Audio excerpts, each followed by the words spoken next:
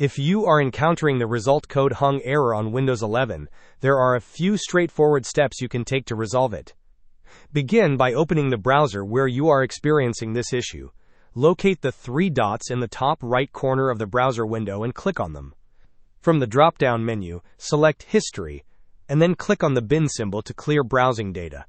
To ensure all potentially problematic data is removed, change the time range to All Time, and then click the Clear button.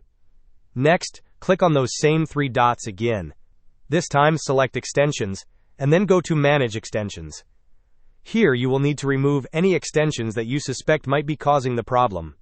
You can employ a hit and trial method to identify the specific problematic extension by removing them one by one and checking if the error persists. After managing your extensions, click on Help and Feedback, and then choose About Microsoft Edge. This action will initiate a check for updates and automatically update your browser to the latest version, which can often resolve various issues.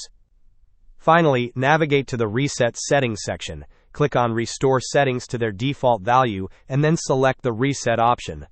This will revert your browser settings to their original state, which can also help in fixing the result code hung error. Hope this was helpful. Don't forget to like and subscribe if you enjoyed.